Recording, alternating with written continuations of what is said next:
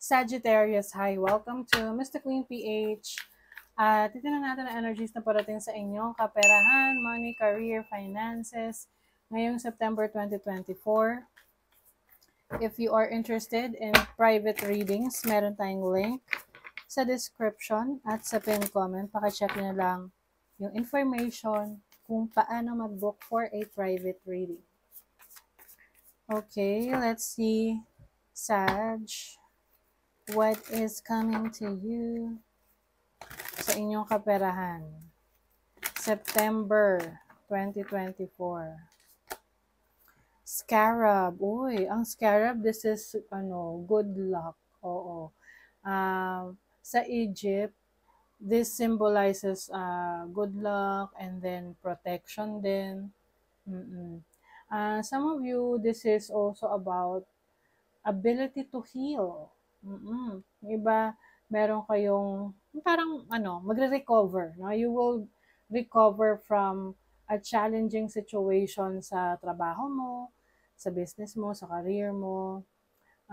It's also a rebirth, giving yourself a second chance. Or maaring meron kang bibigyan ulit ng pagkakataon, no? Na subukan ulit. This can be a business, a career, or a job na pinupurso mo before, or an investment. Yung iba, kasi, let's say, nag-invest ka sa insurance, tapos for some reasons, hindi mo siya nahulugan. Kumbaga parang na-abandon mo na siya. Yung iba, susubok ulit kayo. Na kumuha ng insurance para hulugan. So just make sure ready ka na talaga, 'di ba? Kasi mahirap na naman, maghuhulog ka na naman 'yan, tapos hindi mo na pala kayang ituloy, 'di ba? So maaring ganon, may mga bibigyan ka ulit ng chance to do it again for your career, for your business. What else? You have lava. Ang lava is about courage. Hindi maglalaba. Courage, determination, passion. Diba? So, yung lakas ng loob mo talagang on point ngayong September na iba, parang susugal ka ulit. No? Hindi sugal as in the gambling part, no? Yung metaphorical meaning ng pagsusugal. Sugal. Which is yung susugal ka sa buhay, na susugal ka sa career na to, susugal ka sa business na to, itatry mo ulit, no? Kasi maaring yung mga natutunan mo doon sa unang pagkakataon ay i-apply mo na ngayon kasi mas marami ka nang alam. Oo. 'Di ba? Like, let's say, first time na business owner. Kasi hindi lahat ng mga first time business owner nagiging successful agad. Yung iba, sa unang negosyo, nagfe-fail. Tapos, hindi sila sumusuko. Hindi natatapos doon na parang ayaw na nila. Hindi. Mapapansin mo, sila yung talagang try ulit. Bangon lang ng bangon. Laban lang ng laban. Tapos, eventually, makukuha nila talaga yung business na talagang magiging very successful sila. 'Di ba? Yung mga ganon. You also have seashell. So, I think, this is about spiritual growth, no? This is a water energy. So, I think, mas magiging focus ka rin sa creativity mo, what you are passionate about, deep within you, no? Na hindi mo siya gagawin dahil lang sa pera. Gagawin mo siya dahil gusto mong ma-fulfill yung buhay mo, ma-fulfill yung career mo, yung business mo, at gusto mong may patunayan. No? Patunayan, hindi sa iba, kundi sa sarili mo. Diba? Kasi kung gusto lang natin may patunayan sa ibang tao, we will keep on, pleasing others to the point na hindi na tayo nagiging authentic, hindi na tayo nagiging totoo sa sarili natin. Dahil gusto lang natin i-please yung ibang tao. But this is you pleasing yourself. Kumbaga ikaw yung ipi-please mo. Ikaw yung, you will be a better version of yourself every time. So you have the Emperor. So ito yung pagkakaroon ng control over your life. So, hindi mo na hayaan na pakialaman ka ng ibang tao sa mga gusto mong gawin, whether this is your romantic partner or your family. Kasi at the end of the day, it's your life, no?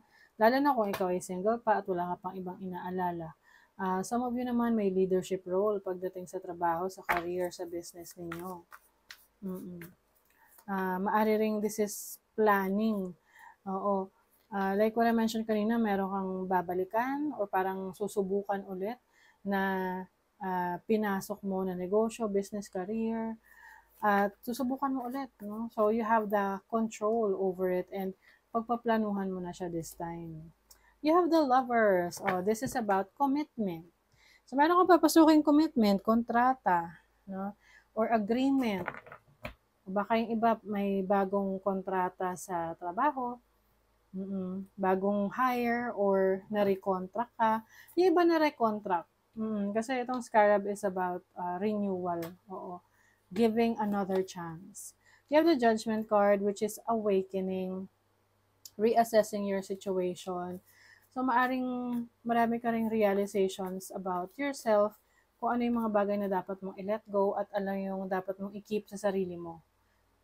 Kasi 'di ba, mare-reassess natin yung buhay natin na 'pag ginagawa natin 'tong bagay na 'to, nagfe-fail tayo. 'Pag itong ginagawa natin, nagiging successful tayo. So, ile-let go mo yung dahilan kaya ka nagfe-fail at magfo-focus ka doon sa dahilan kung bakit ka nagiging successful.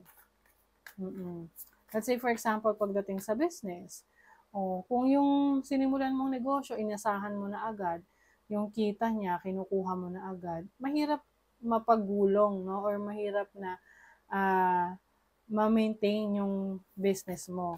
So, yung iba sa inyo, maaaring hindi kayo aasa agad doon sa negosyo nyo. Hayaan nyo muna siyang mag-grow for 6 months to 1 year. At pag nakita nyo okay na, yung sa kanya na siya asahan. Kasi yung iba nagiging problema nung ibang mga nagne-negosyo na, let's say, nag-resign sila sa trabaho, tapos nagnegosyo, tapos dun na lahat kinukuha yung needs nila. So, kaya nga pagdating sa business, dapat meron kang buffer. Meron kang pondo for at least 6 months na hindi ka kukuha ng income doon kasi paiikutin mo lang. You have the Ace of Swords. Oh my God, oh. 'Di ba? Meron change talaga.